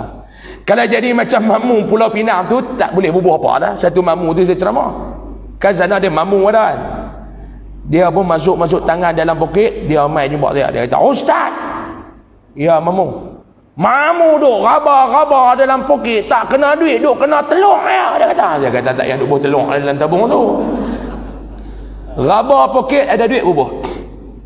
Dan yang kedua, dekat luar sana juga, luar masjid sana juga ada Tuan-tuan tengok ada meja jualan ataupun dekat kereta parking kereta saya ataupun ada meja sana, ada jualan saya bawa daripada Kedah, iaitu minuman coklat macam Milo tu. Minuman coklat yang dicampur koko, kurma, madu, badam dan bali, dan sabuk dia diterapi oleh ulama. Jangan langkah. Saya sebut terapi itu bukan tujuan apa. Orang Melayu bila dia dengar terapi, dia tahu dah dia tak boleh langkah. Tuan-tuan yang ada masalah ingatan, nak cegah daripada nyanyuk, amalkan. Anak-anak yang ada masalah ingatan, amalkan. Otak lembab, suka melawan cakap, amalkan. Ada satu pakcik di Penang, Kedah, dia aksiden, kepala dia terantuk dekat jalan, hilang ingatan 3 bulan. Anak dia amal-amal, dengan izin Allah ingatan pulih balik. InsyaAllah tuan-tuan boleh dapatkan di luar sana. Nah, dan khasiat paling utama, banyak orang duk cerita siapa minum hilang dahaga. Yang ni banyak orang duk cerita kat saya, tuan-tuan. Tuan boleh amalkan. 1 kilo RM22, setengah kilo 500 gram RM12, satu bungkus ada 20 secet, harga RM22. 10 tahun dah produk ni di pasaran, tuan-tuan boleh dapatkan. Saya pagi-pagi doa amalkan, alhamdulillah. Tuan boleh amalkan, tuan-tuan boleh dapatkan. Ustaz, duit tak bawa malam ni, tak bagi tahu awal. Orang Kelantan punya pasal, saya suka sama orang Kelantan, boleh hutang. Syarat bayar. Tak bayar jangan duk berhutang. Alhamdulillah. Boleh berhutang Ustaz? Ya, berhutang duit kawan-kawan, pergi beli dekat saya, esok jumpa kawan tu bayar balik dekat dia. Jangan hutang saya. Tuan-tuan hutang saya, tuan-tuan congit mampu saya kan. Dia boleh dapatkan di luar sana, insya-Allah. Wallahu a'lam. Saya ucapkan sekali lagi jutaan terima kasih banyak-banyak kepada tuan-tuan. Saya yakin dan percaya sepanjang saya bicara ni tuan-tuan, pasti ada salah, pasti ada silapnya. 10 jari saya bersusun, mohon maaf banyak-banyak. Kadang-kadang bila saya berbicara, bagi saya perkara itu tidak ada apa-apa. Mungkin pada pendengaran dan pertimbangan ayah-ayah sekalian, tuan-tuan sekalian, rasa tidak sesuai saya bercakap. Saya mohon maaf banyak-banyak tuan-tuan. Sebelum datang tadi saya tidak ada sengketa dengan orang Tumpat. Saya mau pulang malam ni pun saya tidak ada mau sengketa pada dengan orang Tumpat. Mohon maaf banyak-banyak kalau ada salah dan silap. Yang baik itu datang daripada Allah. Mudah-mudahan kita jumpa lagi di lain masa, di lain ketika. Saya sudahi dengan aqul qawli hadza wa astaghfirullahal azim li wa lakum. Assalamualaikum warahmatullahi wabarakatuh. Takbir. Bismillahirrahmanirrahim. Alhamdulillahirabbil alamin wassalatu wassalamu ala asyrafil mursalin wa ala alihi wa sahbihi ajma'in. Allahumma anfa'na bima 'allamtana wa 'allimna ma yanfa'una warzuqna 'ilman yanfa'una wa zidna 'ilma. Alhamdulillah ala kulli hal wa na'udzubika min hali ahli an-nar. Sallallahu alaihi wasallam Muhammad walhamdulillahi rabbil alamin. Taqabbalallahu minkum.